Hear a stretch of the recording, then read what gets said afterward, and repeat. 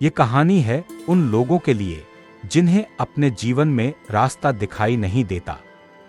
एक छोटे से गांव में आदित्य नाम का एक युवक रहता था। वह बचपन से ही मेहनती और ईमानदार था, पढ़ाई में अच्छा था, सपने भी बड़े थे। वह चाहता था कि अपने परिवार का नाम रोशन करे।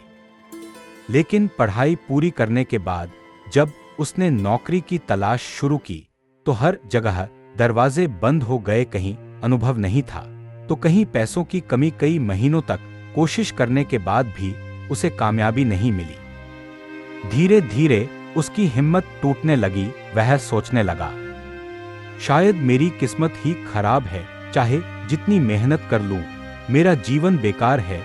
अब समझ नहीं आता किस रास्ते पर चलूं। एक शाम वह निराश होकर नदी किनारे बैठा था।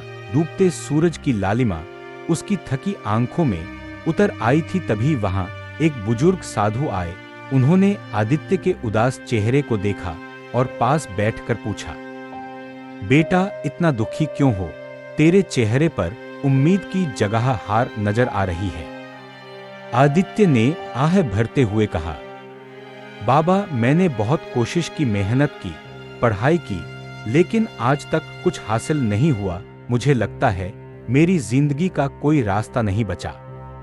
साधु कुछ देर शांत रहे, फिर नदी की ओर इशारा करते हुए बोले, देखो उस नदी को, जब यह पहाड़ से निकलती है तो इसके सामने बड़े बड़े पत्थर आते हैं। कभी इसका रास्ता बंद हो जाता है तो कभी इसे गहरी खाई में गिरना पड़ता है। लेकिन क्या नदी रुक जाती है? नहीं, वह अपना रास्ता खुद बना लेती है।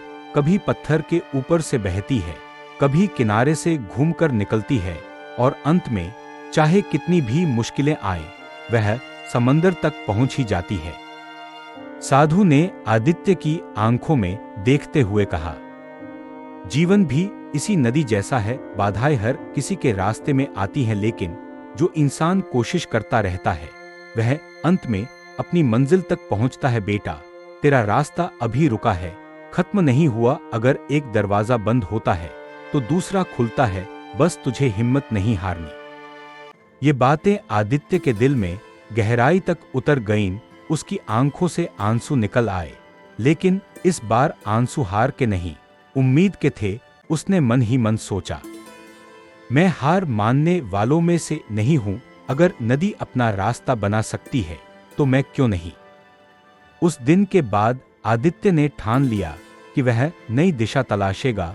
उसने छोटे छोटे काम से शुरुआत की, नए कौशल सीखे और धीरे धीरे उसकी मेहनत रंग लाई। कुछ सालों बाद वही आदित्य अपने गांव का सबसे सफल युवक बन गया। लोग उसकी इज्जत करने लगे और बच्चे उसे आदर्श मानने लगे। और बच्चों, यही इस कहानी का संदेश है। जीवन की राह नदी की तरह है, मुश्किलें चाहे कितनी भी आए, अगर हम हिम्मत और मेहनत से डटे रहें तो आखिरकार अपनी मंजिल तक जरूर पहुंचते हैं। अगर आपको यह कहानी पसंद आई हो तो हर रोज सुबह 11 बजे ऐसी ही प्रेरणादायक कहानियां सुनने के लिए हमारे चैनल को सब्सक्राइब करना न भूलें।